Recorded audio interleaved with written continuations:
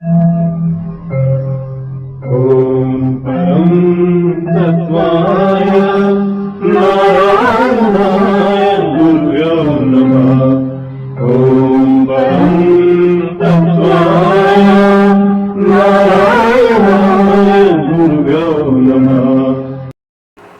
सबसे पहले मैं सद्गुरुदेव के चरणों में कोटि कोटि वंदन करते हुए उनके परमहंस निखिलेश्वरानंद स्वरूप में के चरणों में कोटि कोटि वंदन करते हुए उनसे आशीर्वाद की कामना करती हूँ। और मैं चाहती हूँ कि जो वो चाहते हैं हमारी वाणी से वही शब्द निकले। तो आज हमारे साथ चर्चा में मंजू जी हैं और आज की चर्चा का विषय साधना रहेगा कि साधना करें तो कैसे करें। संगीता जी, साधना एक्चुअली में है क्या? पहले तो मैं चाहती हूँ कि हम अपने गुरु भाई बहनों को, नए गुरु भाई बहन भी हैं, उनके कितने सवाल आते हैं, साधना क्या है, कैसे करें। तो आज मेरे को लगता है कि उनको ये सब बताया जाए, समझाया जाए। देखिए, जैसे वो शिष्य हैं ऐसे हम भी शिष्य हैं। नहीं है तो शिष्य ही। हमें तो गुरुदेव का सानिध्य प्राप्त था। वो हमें जैसा कहते थे हम करते थे। लेकिन हम सोचते हैं कि हमारे जो अनुभव है उनको भी पता चले, वो भी उस साधना को अच्छे से कर पाए। ये एक अच्छा आपका संस्कार है कि आप शेयर करना चाहते हो सारी चीज़ों को। तो पहली बात तो मैं आप सबसे हाथ जोड़कर ये निवेदन करना चाहती हूँ कि हम कोई ज्ञानी नहीं हैं, हम अज्ञानी अकिंचन हैं, शिशुवत हैं। केवल गुरुदेव की अनुकंपा है कि वो अपनी कुछ विधियाँ हमारे शरीर को एक उपकरण बनाकर आपके सामने रखवा रहे हैं। इसमें हमारा कुछ नहीं है, हमारा कोई ज्ञान नहीं है, कुछ भी नहीं है, जो है सब हमारे सद्गुरुदेव का है। बस मैं इसी में हम उनके बहुत बहुत बहुत ऋणी हैं कि उन्होंने हमारे शरीर को, इस शरीर को एक्चुअली हमारा भी नहीं है, एक वाहन की तरह प्रयोग करा और आप सब तक जो है अपनी बात पहुँचाने की कोशिश की, प्रयास किया। मैं इसमें कितनी सफल हो पाऊँगी ये मैं नहीं जानती, ये मैं आप पर छोड़ती हूँ, क्योंकि ये एक बहुत ही गहन विषय है जिस पर आज हम चर्चा करने वाले हैं। ये एक बहुत ही गहन विषय है और मैं शायद उतनी सामर्थ्य नहीं रखती कि मैं आपको ये सारी बातें क्लियर कर सकूँ। लेकिन फिर भी जैसा अनुभव मुझे सद्गुरुदेव ने दिया या जिस तरह से वो मुझे हाथ पकड़कर साधनाएँ कराते हुए एक सीढ़ी, दूसरी सीढ़ी, तीसरी सीढ़ी चढ़े हैं, तो मैं वही अनुभव आपके समक्ष रखने जा रही हूँ। और ये आपको किसी पुस्तक में लिखा हुआ नहीं मिलेगा। ये जो अनुभव गुरुदेव ने दिया है, ये मैं हूबहू आपके सामने वैसे ही अनुभव प्रस्तुत करना चाहती हूँ। एक तो मंजू जी, जैसे हम एग्ज़ाम देते हैं ना, मैं आपकी बात पर ही आ रही हूँ। जैसे कोई बच्चा एग्ज़ाम देता है तो उसको ये पता होता है कि 33% पास मार्क्स है, लेकिन ये भी पता होता है कि टोटल मार्क्स जो हैं वो 100% मिल सकते हैं, हाईएस्ट मार्क्स उसको 100% मिल सकते हैं। लेकिन बहुत सारे लोग 100% भी तो लेते हैं। बिल्कुल लेते हैं, वो एक डिफ़िकल्ट टारगेट होता है ना। लेकिन जो है हर कोई 100% के लिए कोशिश भी नहीं करता और 100% तक पहुंचता भी नहीं। लेकिन कुछ दिमाग 100% पर ही जाना चाहते हैं। हाँ, कुछ लोग वहाँ तक ही पहुँचना चाहते हैं। दरअसल पहुँचना तो सभी चाहते हैं वहाँ तक, लेकिन उतना प्रयास करना हर एक के बस की बात नहीं होती है। तो लेकिन साधना का जो एक विषय है वो इस तरह का है कि कम से कम हमें ये तो पता हो कि अंतिम सीढ़ी क्या है, हम कहाँ तक पहुँच सकते हैं। अभी तो हम जो है एक जिज्ञासु की स्टेज पर ही मंत्र जाप करते रहते हैं, साधना करते रहते हैं और हमको लगता है इतना मंत्र जाप जितना कहा था वो हमने पूरा कर लिया और हो गया काम। लेकिन हमें ये पता ही नहीं कि ये तो एक बिगिनिंग है, लास्ट स्टेज साधना की क्या है, जहाँ केवल मंत्र के उच्चारण मात्र से हमको सफलता मिलती है। संगीता जी, एक बात बताओ, स्टार्टिंग में जब हम साधना करते थे हम यही तो करते थे, 1.25 लाख पूरा करना है। तब हमें भी तो पता नहीं होता। मैं इसीलिए मैं ये कार्यक्रम बना रही हूँ कि कम से कम ये युग परिवर्तन का समय है और ये गुरु जी का टारगेट है, ये उद्देश्य है कि उन्होंने कम से कम 75% लोगों को बदल देना है, युग परिवर्तन में खड़ा करने के लिए, कार्य के लिए तैयार करना है। अब जो भी सीखेंगे वो आपके पीछे पंक्ति में खड़े होंगे। उस नई पीढ़ी को, उस शताब्दी को, उसको समझाने के लिए, उसको ज्ञान और चेतना देने के लिए जहां वह भ्रमित हो जाएंगे, जहां भटकेंगे, उस समय उनकी आंख आपकी तरफ उठेगी। चारों तरफ दौड़ेगी, कौन हमें ज्ञान दे सकता है, चेतना दे सकता है, कौन हमें इस रास्ते से हटा करके सही रास्ते पर गतिशील कर सकता है। और 21 शताब्दी के, उस नई शताब्दी के आप नायक बनेंगे, आप महानायक बनेंगे, प्रत्येक व्यक्ति आपको याद करेगा। अच्छा, आज क्या होता है, अगर हम बीच में हमारा ध्यान इधर उधर भटके तो हम सोचते हैं कि नहीं, ये माला तो हुई ही नहीं, इसको हम दोबारा करें ताकि हमारा मंत्र जाप कंप्लीट हो। तो यही स्टेज धीरे धीरे सबकी आएगी, सबको तभी तो समझ आएगी जब शुरुआत पता लगेगा। तो गुरु जी की अगर ये क्रिया है, गुरु जी चाहते हैं, तो मैं भी चाहती हूँ कि सारे गुरु भाई बहन मंत्र जाप अच्छे से करें और उन्हें सब प्राप्ति हो जो गुरु जी उन्हें दिखा। हाँ, जो सदगुरुदेव करवाना चाहते हैं हम वो कर पाए। ये गुरुदेव ऐसी साधनाएं नहीं दे रहे, एक प्लेटफॉर्म पर खड़ा करना है उन्होंने कार्य विशेष के लिए। गुरु जी कहते थे, मैं राम और कृष्ण पैदा नहीं करता, मैं बनाता हूँ। तो ये वो स्थिति है जिसमें कई उसमें से निकल करके गुरु भाई बहन राम और कृष्ण भी बनेंगे। 100% का लेवल वो होगा। ये निर्माण कार्य चल रहा है गुरुदेव का, इसलिए जो है मैंने ये पूरा का पूरा प्रकरण उठाया कि मैं इसको सबके समक्ष रखूं। क्योंकि ये युग परिवर्तन का समय है। बिल्कुल, ये युग परिवर्तन का समय है और गुरुदेव इसी कार्य के लिए आए। और तो खैर उनके तो हमें पता भी नहीं है क्या उद्देश्य हो सकते हैं, लेकिन एक ये उद्देश्य है जो उन्होंने कई बार बोला तो हम लोगों की समझ में आया। यदि मैं 3-3.5 साल में भी दीक्षाएं और साधनाएं देता आपको एक अद्वितीय युग पुरुष बना सकूं, और मैं बनाऊं, इसलिए कि मैं हूं ये बहुत बड़ी बात नहीं है, मैं ज्ञानवान हूं ये बहुत छोटी सी बात है। मैं आपको अद्वितीय ज्ञानवान बना दूं, यह मेरा धर्म है, यह मेरा कर्तव्य है, यह मेरी पूंजी है। इसीलिए आपने 3 दिनों के प्रवचन में देखा होगा कि मैंने ये नहीं चाहा कि आप मुझे धोती दें, कि मुझे दक्षिणा दें, ये नहीं चाहा है। ये नहीं कहा है कि आप मेरे पैर दबाएं, कि आप मेरी सेवा करें।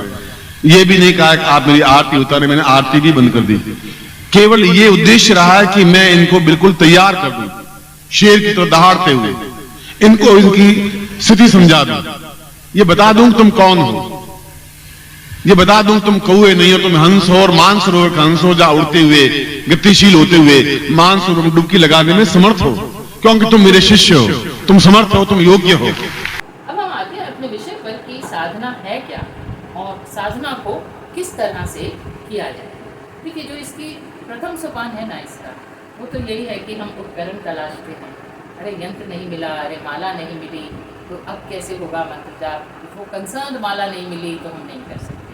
हम उपकरणों के पीछे भागते हैं और हमें लगता है कि जितने रिक्वायर्ड नंबर है मंत्रों का वो हमें पूरा करना है।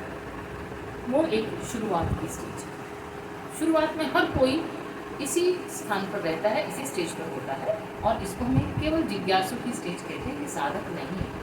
हम केवल जिज्ञासावश जो है, कौतूहलवश साधना को संपन्न कर रहे हैं। और इसी स्टेज पर हम कहते हैं अरे कुछ नहीं होता साधना करने से, साधना में सफलता नहीं मिली, इतना किया था फिर भी नहीं मिली, 2 बार किया फिर भी नहीं मिली। नहीं संगीता जी, सबसे पहले हमारे पाप दोष कम होते हैं, फिर हम धीरे धीरे उस मंत्र को अपने अंदर आत्मसात करते हैं, फिर हम धीरे धीरे वो मंत्र हमारे अंदर रमता है, तो वो साधना पूरी। हाँ, अभी ये साधना हो ही नहीं रही है एक्चुअली, ये तो केवल एक प्लेटफॉर्म बन रहा है साधना करने का, जिसको हम कह देते हैं कि हमने ये साधना कर ली। धीरे धीरे हम शरीर को साधते हैं, बैठना सीखते हैं साधना में। इतनी आसानी से साधनाएं संपन्न नहीं होती। साधना का, हाँ बिल्कुल, साधना का अर्थ क्या है, अपने आप को साधना। हम साध रहे हैं, हमें जो है यंग एज में आके जॉब करनी है, उसके लिए हम बचपन से तैयारी करते हैं, स्कूल में एडमिशन लेते हैं, पढ़ते हैं, आगे फिर टेक्निकल एजुकेशन लेते हैं, हायर एजुकेशन लेते हैं, तब जाकर हमारी ये साधना पूरी होती है। हम बचपन से इस शरीर को साधना शुरू करते हैं, लेकिन जो आध्यात्मिक प्रक्रिया है उसमें शरीर तो हम साध रहे हैं, लेकिन मन को साधना बहुत ज़रूरी है। और ये जो जिज्ञासु स्टेज की साधना है, इसमें हम केवल तन का उपयोग करते हैं, मन तो आ ही नहीं रहा है। मंत्र का अर्थ क्या है, जो मन के त्राण को कर ले। मन तक तो हमारे शब्द ही नहीं पहुंच रहे, भावना ऊर्जा मन तक पहुंच ही नहीं रही, वो केवल बाहरी जो ऊपरी शरीर है यहीं तक रह जाए। आपके मन पर, क्योंकि आपका सारा जीवन मन के संवेगों के साथ प्रवाहित है, और मन के संवेग कहलाते हैं काम, क्रोध, लोभ, मोह, अहंकार, अटैचमेंट, प्यार, घृणा, तिरस्कार, घमंड, जो कुछ भी, ये सारे 32 संवेग हैं। आप इन संवेगों के साथ जिंदा हैं, जीवित हैं, और इन संवेगों की वजह से आपके मन पर बराबर धूल जमती रहती है, एक रेत जमती रहती है। एक मुंह देखने के शीशे को भी हम कुछ दिन नहीं पहुंचे तो उसके ऊपर भी रेत जम जाएगी, धूल जम जाएगी, यद्यपि आपने धूल फेंकी नहीं है। चारों तरफ का वातावरण ही ऐसा है। आपके मन पर भी ये चारों तरफ का वातावरण ऐसी धूल बराबर फेंक रहा है। मैं हर बार आपकी धूल पहुंचता जाता हूं, आप हर बार उसके ऊपर धूल जमाते जाते हैं। मैं अपनी तरफ से प्रयत्न करता हूं कि आप अपने उस दर्पण को स्वच्छ करें, अपना चेहरा देख सकें, और देख सकेंगे तो आपको एहसास हो पाएगा कि आप एक साधक हैं, देख पाएंगे कि आप एक समर्थ गुरु के शिष्य हैं, देख पाएंगे कि आप साधनाओं में सिद्धि और सफलता पा सकते हैं। तो इसलिए ये एक प्रथम सीढ़ी। फिर इसी सोपान में क्या होता है कि हम माला फेर रहे हैं और उच्चारण कर रहे हैं मंत्र का। अब ये गलत नहीं है, ये भी सही है, लेकिन इसका हमें कितना इफेक्ट मिलता है ये सोचने की बात है। क्योंकि जब हम बोलते हैं तो साउंड पैदा हो रही है, ध्वनि उत्पन्न हो रही है, और ध्वनि जैसे ही उत्पन्न हुई वो वाइब्रेशन है, कोई सॉलिड चीज़ तो है नहीं कि वहीं रहेगी। वो जो है ट्रांसवर्स वेव्स और जो है अपनी लॉन्गिट्यूडनल वेव्स में ट्रैवल कर जाती है ब्रह्मांड में दूर तक। वो ब्रह्मांड तक जा रही है, पूरा दूर दूर तक फैल रही है, और उसकी कुछ ही ऊर्जा जो है वो हमारे अंदर जा रही है। बाकी जो ऊर्जा है वो ब्रह्मांड में फैल रही है, वो भी गलत नहीं है, ब्रह्मांड की शुद्धि भी जरूरी है। तो वो भी ब्रह्मांड की ही वाइब्रेशन लौट कर हम तक किया, लेकिन उस मंत्र जाप का कुछ ही % हमारे अंदर जाता है, वो ऊर्जा। तो ये प्रथम सीढ़ी। इसके आगे चलते हैं तो गुरुदेव ने बोला कि बाहर के ब्रह्मांड को अंदर के ब्रह्मांड से जोड़ना है। ठीक है, इसके लिए गुरु जी ने दीक्षाएं भी दी और प्रयोग भी संपन्न कराए, और उन्होंने बताया भी है कि जैसा ब्रह्मांड, जैसा सब कुछ बाहर है वैसा ही हमारे भीतर भी है। बिल्कुल बिल्कुल। खड़े हुए कृष्ण खड़े होकर के अर्जुन को पकड़ा, बालों से बाल से पकड़ कर ठोकर लगाई, और ठोकर लगाते ही उसके अंदर एक ब्रह्मांड चेतना पैदा हुई, एक देखने की ज्योति पैदा हुई, अंदर का सारा रास्ता खुला, स्पष्ट हुआ, और उसने देखा कि वही कृष्ण अपने आप में पूर्ण ब्रह्मांड स्वरूप है। सारा ब्रह्मांड उनके चारों तरफ घूम रहा है। पहली बार आपने ठोकर मारी, पहली बार आपने एहसास करवाया कि अंदर के ज्ञान चक्षु कैसे जागृत हो सकते हैं, किस प्रकार से मैं आपके ब्रह्मांड को देख सकता हूं, और आपके ब्रह्मांड को ही नहीं देख रहा हूं, मेरे अंदर जो घटित होने वाला ब्रह्मांड है मैं उसको भी अनुभव कर रहा हूं। आपके अंदर भी वैसा ही ब्रह्मांड घटित हो रहा है, आपके अंदर भी वैसी स्थिति बन रही है। अब जब हम जो है अंदर के ब्रह्मांड में जाते हैं तो उपकरण की जरूरत नहीं है। उसमें आपको जो है आपका मन और आपकी सांसें जो हैं वो आपका उपकरण है। प्रत्येक श्वास के साथ मंत्र चलता है, वो अंदर का ब्रह्मांड है। ये बाहर का ब्रह्मांड है जहाँ आपको बाहरी उपकरण चाहिए, वो हमारे अंदर का ब्रह्मांड है जहाँ कुछ चाहिए ही नहीं, सब कुछ ऑलरेडी है वहाँ पर, केवल उसको उपयोग करना हमें आना चाहिए।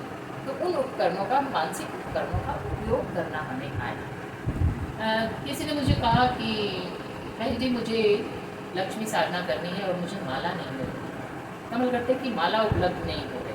रतिया से फ़ोन किया, मैंने कहा कि आपको माला की ज़रूरत क्या है, यंत्र भी नहीं है, तो यंत्र भी नहीं चाहिए, आपके पास गुरु यंत्र है, बोलेगा क्या गुरु यंत्र सामने रख लीजिए अगर आपको बाहरी उपकरण चाहिए, तो बाकी आप जो है बिना माला के साधना कर लीजिए। अरे नहीं नहीं, ऐसे तो कैसे हो सकता है, ऐसे तो साधना हो ही नहीं सकती, हम ऑनलाइन मंगा लेंगे। मैंने कहा ठीक है, आप ऑनलाइन मंगा लीजिए, क्योंकि हर एक की अपनी अपनी स्टेज है ना, वो अभी वहाँ तक पहुँचे नहीं है, तो मैं उनको कैसे ज़बरदस्ती तो नहीं कर सकती। ये भी एक स्टेज है। हाँ। एक स्टेज ये होती है कि हम कुछ भी नहीं है ना, एक सुपारी रखी, गुरुजी ये हमारा मंत्र, ये हमारा यंत्र, आप ही सब कुछ हो, और हम शुरू हो जाते थे, उसमें भी सफलता मिलती है। उसमें भी सफलता बिल्कुल मिलती है।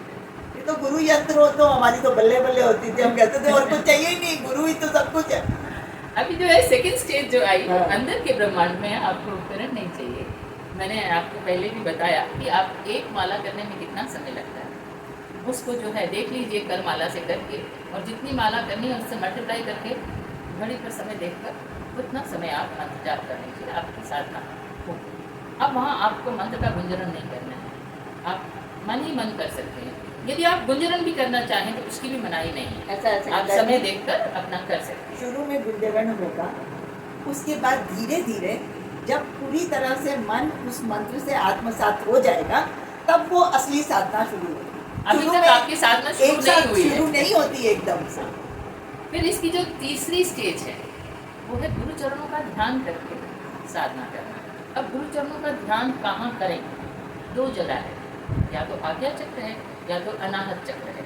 आप हृदय पर जो है गुरुदेव के चरणों का ध्यान करें, या आप आज्ञा चक्र पर गुरुदेव के चरणों का ध्यान करते हुए और मानसिक रूप से मंत्र बोलते जाएं और उनके चरणों को समर्पित करते जाएं। मैं तो जब करती थी तो मैं चरणों से लिपट जाती थी और उनके चरणों से लिपट कर मैं मंत्र बोलती थी मन ही मन। तो तीसरी साधना ये है जो सीधा गुरुदेव के चरणों में समर्पित हो। कोई देवी देवता का इसमें कोई इन्वॉल्वमेंट नहीं है, क्योंकि वैसे भी कोई देवी देवता हमें इसके रिजल्ट्स देते नहीं हैं, देने वाले केवल गुरुदेव ही होते हैं। ये बात अलग है कि गुरुदेव उन देवी देवता को हमें दर्शन देने के लिए भेज देते हैं। अच्छा, अब इस बात पर मैं एक बात बताऊँ, जब हम साधना करते थे, साधनाएं तो मैं गिनी चुनी वही करती थी जो गुरुजी मुझे स्वयं खुद देते थे। लेकिन उसमें अब मैं एक वाकया बता दूँ। एक बार क्या हुआ, साधना करते करते 14 दिन की साधना थी, 14 दिन पूरे हो गए। मेरे साथ क्या होता था कि जो भी साधना करती, अंतिम दिन गुरुजी साथ आते देवी देवताओं के साथ, और मैं बड़ी खुश होती, मेरी साधना संपन्न हुई। लेकिन उस दिन क्या हुआ, देवी देवताओं के दर्शन तो हुए लेकिन गुरुजी नहीं थे। तो मैं तो एकदम बिफर पड़ी, हाँ मैं नहीं मानती मेरी साधना पूरी हुई है, साधना तो आप तो आए नहीं। और फिर 3 दिन और की, उसके बाद गुरुजी आए, तब मेरी साधना संपन्न हुई। तो ये धीरे धीरे ऐसा होता है। हाँ। फिर जो फोर्थ स्टेज है साधना की, उसमें यह है कि केवल श्वासों के साथ हमारा मंत्र चल रहा है, हमको कहीं उच्चारण करने की ज़रूरत नहीं है। अब इस प्रक्रिया को ध्यान से समझने की ज़रूरत है। जब श्वासों के साथ मंत्र चलता है तो कुंडलिनी जागरण क्रिया योग का प्रोसेस अपने आप चलने लगता है। कोई भी मंत्र, ऐसा नहीं है कि कुंडलिनी जागरण का ही मंत्र चाहिए, वो तो कमल दल जो अंदर हैं, जो चक्र हैं, उन पर प्रहार होना है, अटैक होना है। और मंत्र तो सभी पवित्र हैं और करने वाले तो गुरुदेव हैं, उन पर प्रेशर बनता है, टकराव होता है, तो उनमें जो है एक वाइब्रेशन तो शुरू हो जाए। तो जो चौथी प्रक्रिया है वो केवल श्वास के साथ आप बंद करके, अब ना समय चाहिए, ना माला चाहिए, ना आपको नंबर चाहिए कि कितना नंबर हमें मंत्रों का और ना उस समय पे आपको समय और माला का किसी चीज का ध्यान भी नहीं रहे। नहीं होना चाहिए। केवल आप जो है सांस के साथ उस मंत्र को अपने अंदर उतार रहे हैं, चढ़ा रहे हैं, और वो सांसों के साथ आपके अंदर घुलता मिलता चला जा रहा है। ये भी आपको तीव्र सफलता देने वाली प्रक्रिया है। लेकिन जो लास्ट और जो सबसे ऊंचा सोपान है वो है गुरु से एकाकार होकर साधना करना। वो कैसे? जब आपको अंदर लगे कि आप बैठे हैं और आपके अंदर गुरुदेव बैठे हैं, और साधना तो गुरुदेव के शरीर में चल रही है, हमारा शरीर भी उसमें कहीं नहीं है, गुरुदेव के शरीर में मंत्र चल रहा है। वो सबसे ऊंचा सोपान है साधना का, और इस तरह से बोला हुआ एक मंत्र भी आपको अपार सफलता दे देगा। यहाँ नंबर ऑफ मंत्रास की तो बात ही नहीं। उस पर शिष्य गुरु में हो जाता है। गुरु आप में समाहित हैं और आप गुरु में समाहित हैं, और गुरु के शरीर में जब मंत्र चला तो वो हमारे अणु अणु में विसर्जित हो गया, रक्त के कण कण में मिल गया, और जो है उसकी पूरी ऊर्जा हमारे पूरे शरीर ने आत्मसात कर ली। और फिर जो है रक्त से होते हुए वो हमारे रोम रोम तक पहुंचता है, और हमारा पूरा शरीर चैतन्य, पूरा आत्म, पूरा मन, सब कुछ चैतन्य हो जाता है। वो होती है साधना में सफलता। अब गुरु आशीर्वाद नहीं दे रहे हैं, अब तो गुरु आपके लिए संपन्न कर रहे हैं। आप देखिए, आप करता ही नहीं रहे, करता ही कुछ और हो गया। जब तक हम करता रहते हैं तो कार्य में संशय होता है, जब हम करता नहीं बने, करता ही वो स्वयं हो गए, तो सफलता नहीं मिलेगी, ये तो कोई मतलब ही नहीं है। ये पर शिष्य का भान खत्म हो जाता है। हाँ। फिर गुरु ही गुरु होते हैं। हाँ, और फिर जो है हमारे रोम कूपों से जो बची हुई ऊर्जा है उसकी तरंगें बाहर ब्रह्मांड में जाती हैं, जो परम शुद्ध तरंगें होती हैं। लेकिन जो ज़्यादा ऊर्जा है, ऑलमोस्ट 90% ऊर्जा, वो हमारा शरीर आत्मसात करता है, और तब जो है हमको साधना में वास्तविक सफलता मिलती है, जिसको कहते हैं कि 2-3 बार ही मंत्र उच्चारण से कार्य सिद्ध हो गया। ये वो स्टेज है। इसका मतलब ये भी नहीं है कि 4 दिन के बाद सबके मैसेज आने लगे, दीदी ये नहीं हुआ, अभी तक नहीं हुआ। ये एक बहुत ऊंची स्टेज है और इसमें बहुत समय लगता है, लेकिन इस रास्ते पर आगे बढ़ेंगे तभी तो वहाँ पहुँचेंगे। ये धीरे धीरे होने वाला प्रोसेस है, एकदम से शुरुआत में ही होने वाला प्रोसेस नहीं है। लेकिन मैंने इसलिए बताया कि हम सिर्फ पास होने की प्रक्रिया करते हैं, तीर्थ स्पर्श से दर्शन हो गए, काम हो गया, लेकिन वो सफलता मिली नहीं। जो साधना की वास्तविक सफलता है, वो इस स्टेज पर जाकर मिलती है। और यहाँ गुरुदेव हाथ पकड़कर, उंगली पकड़कर धीरे धीरे लेकर जाते हैं। मैं ये आपको समझा रहा था कि आप आम आदमियों में से आदमी नहीं है। हर बार आपको आपकी जाति से परिचित करवा रहा हूं, मैं हर बार आपकी गोत्र से, आपके नाम से, आपके कुल से, आपकी शिष्यता से आपको परिचित करवा रहा हूं। मैं आपको परिचित करवा रहा हूं कि आप खुद समर्थ हैं, आप क्षमतावान हैं, आप एक योग्यतम गुरु के श्रेष्ठतम शिष्य हैं। इस बात को तो ये केवल इसलिए बताया कि आप और हम ये सोच सकें कि हम कहाँ खड़े हैं, साधना के किस स्तर पर खड़े हैं, और हमें किस स्तर तक पहुँचना है, कहाँ तक जाना है। वहाँ हमारे लिए पूर्ण सिद्धि हमारा इंतजार है। तो गुरु को शरीर में समाहित करके पूर्ण गुरुमय होकर और गुरु को ही कर्ता बनाकर साधना संपन्न करें। आप सभी को बहुत बहुत शुभकामनाएं। आप लोगों की, सभी की, हमारी भी, सबकी साधनाएं सफल हों। जय। जय